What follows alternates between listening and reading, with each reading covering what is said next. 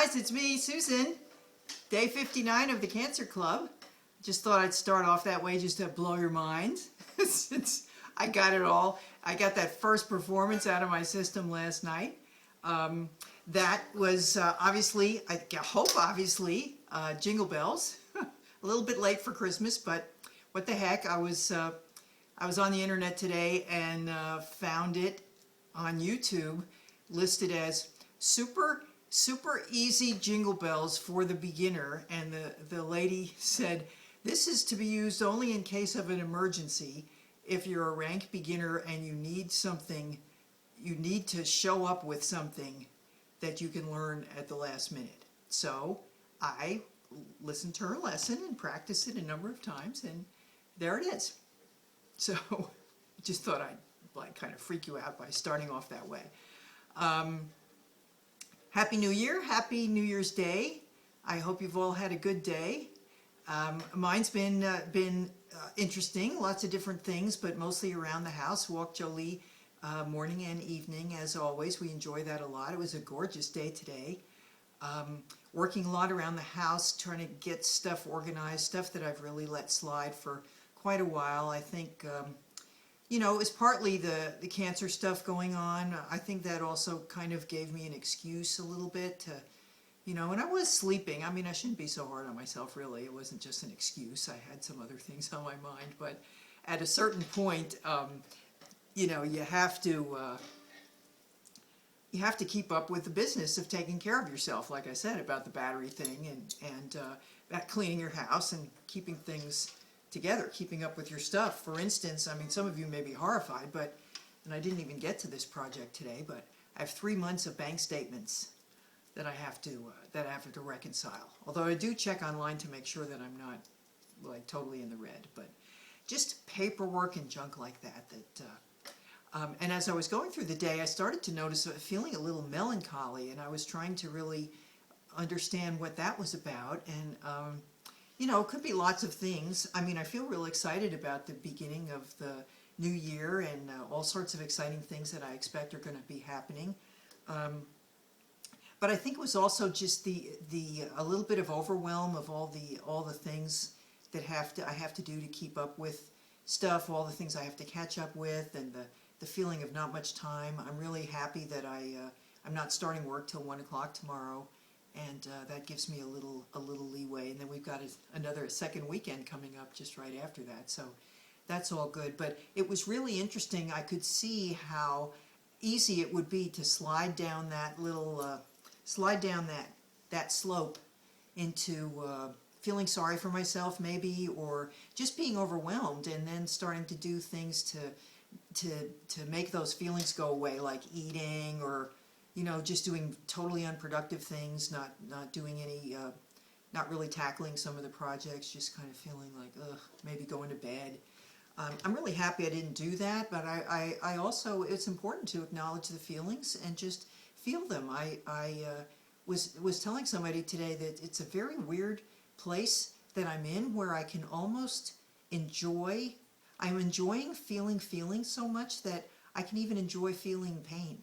I don't mean physical pain, I never will enjoy that, but emotional pain, you know, or conflict or confusion, or I'm just tolerating that a lot better, I think, than I used to do. And maybe I've been sort of forced into that by dealing with the cancer. I'm not really sure, but I'm really happy about how all that's working out. I did want to say something. I mentioned to you that I was going to say something about weight management. And I'll just sort of give you a little snapshot or a preview of one of the things that I find. I do this on a daily basis and have for many years, and it works well for me. It's like a little warning system, a little measuring stick that I use.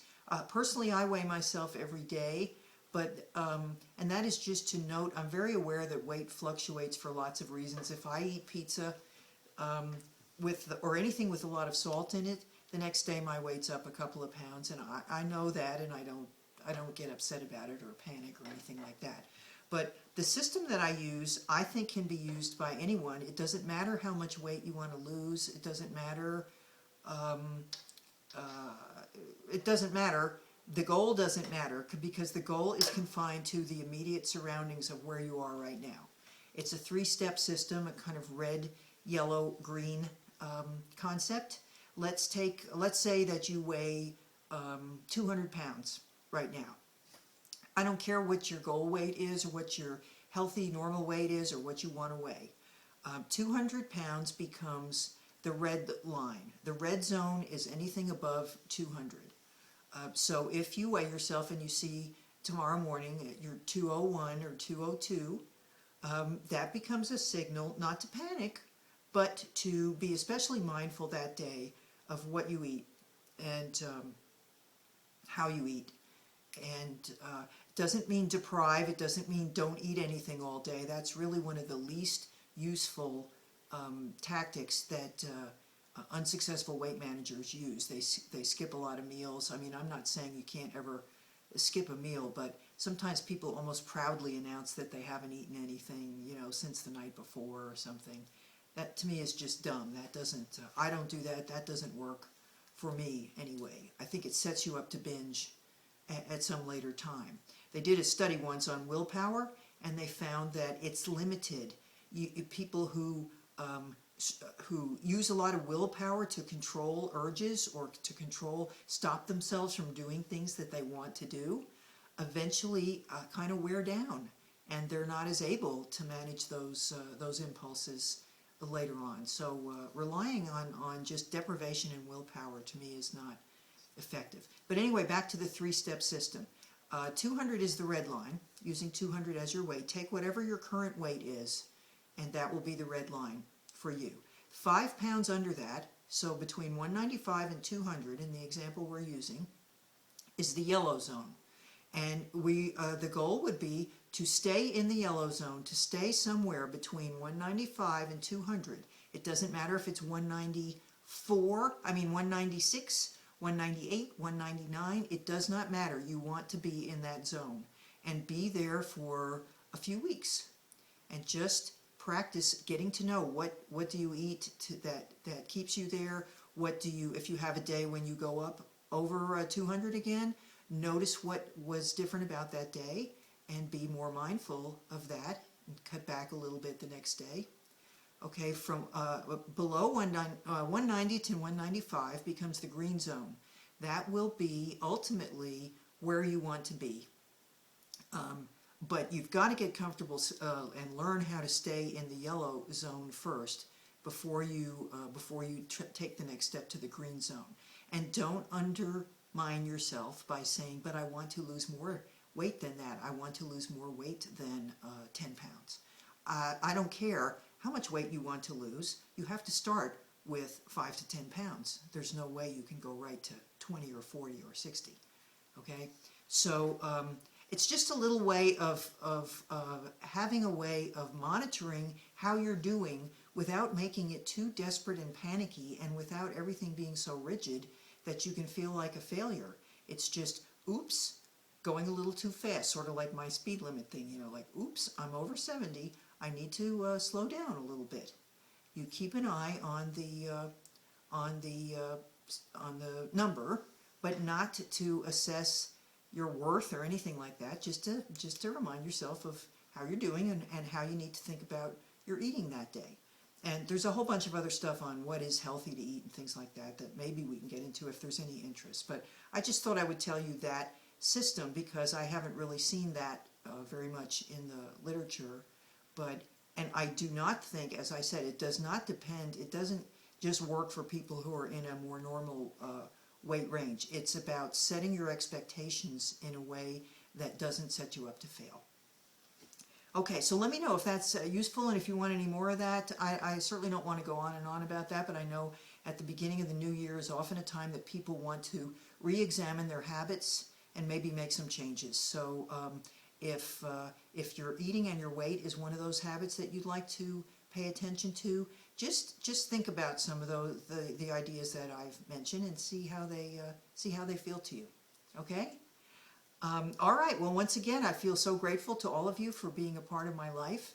I feel it's just changed my life enormously, and I was thinking this morning after my after my debut, my banjo debut last night, I was wondering what kind of feedback I would get, and I just felt so happy to receive the support and the love.